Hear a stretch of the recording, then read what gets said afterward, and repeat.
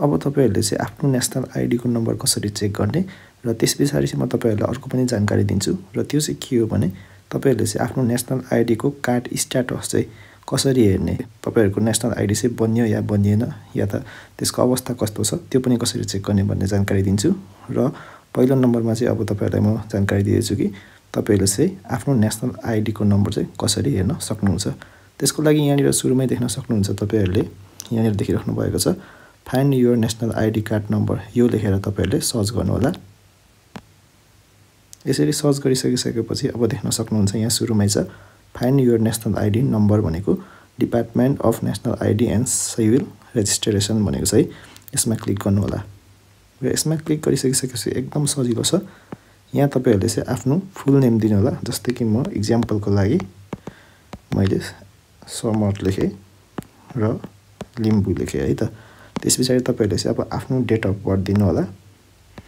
मैले चाहिँ अब जस्तो पाए त्यस्तै दिदैछु है त यहाँनिर र त्यसपछि तपाईहरुले चाहिँ अब तपाईहरुको जुन सिटिजनशिप छ नागरिकता त्यसमा चाहिँ तपाईहरुको जारी मिति है त इस्युइङ डेट भनेको चाहिँ जारी मिति कति हो त्यो दिनु होला है त यसरी दिनु होला र त्यसपछि तपाईहरुले चाहिँ यहाँनिर टाइप क्याप्चा हियर भन्ने अप्सन छ जस्तो यहाँनिर तल लेखेको छ त्यस्तै तपाईहरुले चाहिँ यहाँनिर लेख्नु पर्ने हुन्छ ओ यु 4 त्यसपछि कति छ 5 अनि एच र वाई यति गरिसकिसकेपछि चाहिँ तपाईहरुले चाहिँ अब यहाँनिर सर्च गर्नुपर्ने हुन्छ है त तपाईहरुले यहाँ नेपालीमा पनि फुल नेम दिन सक्नुहुन्छ है माथि त्यसपछि यहाँनिर जुन छ सर्च बटन यसमा क्लिक गर्नु होला यसरी क्लिक गर्न साथ तपाईहरुले यहाँनिर देख्न सक्नुहुन्छ तपाईहरुको चाहिँ आईडी नम्बर आइसकेको छ आईडी सहित है त र अब चाहिँ तपाईहरुले चाहिँ तपाईहरुको नेशनल आईडी को कार्ड स्ट्याटस चेक गर्नको लागि चाहिँ यहाँ देख्न सक्नुहुन्छ check national ID card status है त यहाँनिर क्लिक गर्नु होला त्यसपछि तपाईहरुले चाहिँ अब नेशनल आइडेन्टिटी नम्बर जुन मैले अलरेडी नै तपाईहरुलाई चेक गर्न सिकाइसकेको छु त्यो नेशनल आईडी को नम्बर चाहिँ यहाँनिर लेखेर लगाउनु होला है त जस्तै कि अब जस्तै भए पनि यहाँनिर कति छ हैन तपाईहरुले यसरी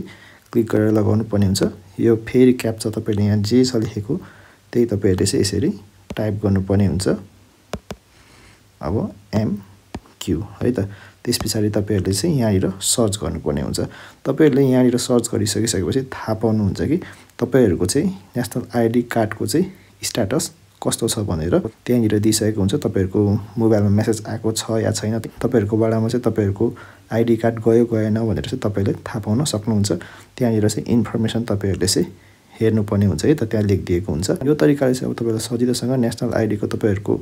आईडी नम्बर र त्यसपछि तपाईहरुको चाहिँ कार्ड स्ट्याटस चाहिँ चेक गर्न सक्नुहुन्छ है त भन्दै आजको लागि भिडियो पनि यति नै तपाईहरुलाई आजको भिडियो कस्तो लाग्यो मन पऱ्यो भने लाइक शेयर एन्ड कमेन्ट गरिदिनु होला र च्यानललाई सब्स्क्राइब गर्न चाहिँ नभुल्नु होला भन्दै see you on the next video